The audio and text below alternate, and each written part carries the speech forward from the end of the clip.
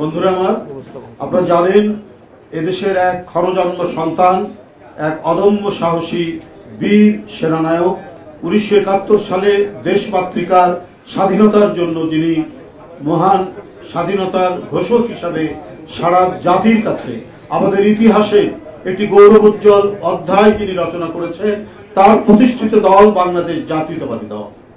এই দল অনেক অর্জনের মধ্যে দিয়ে বাংলাদেশে তার রাজনৈতিক বিচরণ অব্যাহত রেখেছে এবং এই বিচরণ ছিল গৌরবে, এই বিচরণ ছিল সাহসে, এই বিচরণ ছিল অসংখ্য অর্জনের এক ভূষিত পংক্তিমালা দিয়ে তৈরি।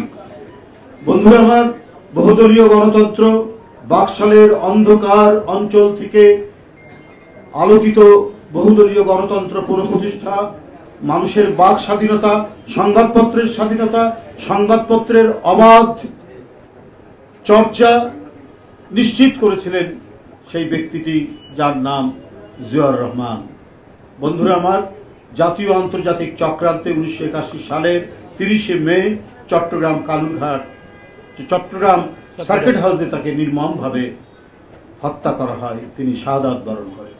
বন্ধুরা আমার, এই অল্প সময়ের মধ্যে মানুষকে দিয়েছিলেন তিনি নিরাপত্তা, মানুষকে দিয়েছিলেন তিনি স্বস্তি এবং তার বেঁচে থাকার নিশ্চয়তা, কিন্তু এটা সহ্য হয়নি চক্রান্তকারীদের, তাই তাকে হত্যা করা হয়। এরপরে তার সুযোগ্যা সহধর্মিনী দেশনেত্রী বেগম খালেদা জিয়া তার প্রদর্শিত পথ এবং তার যে রেখে যাওয়া পতাকা, সেই পতাকা হাতে ধারণ করে তিনি সেই বহুদলীয় গণতন্ত্রকে আবার হোসেন মোহাম্মদ এরশাদের সেই গণতন্ত্র হত্যার প্রচেষ্টার মধ্যে নতুন করে পুনরুজ্জীবিত করেছিলেন। 9 বছরের এক অসীম সাহসী সংগ্রামের মধ্যে দিয়ে তিনি আবার গণতন্ত্র প্রতিষ্ঠা করেছেন। বন্ধুরা আমার, এই পথ বেয়েই দেশ এগিয়ে যাচ্ছিল, কিন্তু আমরা বলেছি বারবার, সাম্রাজ্য আধিপত্যবাদী শকুনিরা খুবলে খুবলে খাওয়ার চেষ্টা করেছে এই দেশের মানচিত্রকে, এই দেশকে। আবারও নানা ষড়যন্ত্রের অন্ধ গলি দিয়ে 16 বছর সেই পতিত 75 সালের ভয়ঙ্কর আওয়ামী ফ্যাসিবাদ বাকশাল নতুন রূপে, নতুন আঙ্গিকে অধিষ্ঠান হয় বাংলাদেশের রাষ্ট্র ক্ষমতায়, এবং তারপরে চলেছে এই দেশ এক দুর্বিষহ দুঃশাসন, গুপ্ত হত্যা, বিরোধী রাজনীতিকে চিরতরে ধ্বংস করা, সংবাদপত্রকে চিরতরে পদদলিত করা এবং মুক্ত পথ এবং মতের রাজনীতিকে নিঃশেষ করার প্রচেষ্টা চালিয়েছে।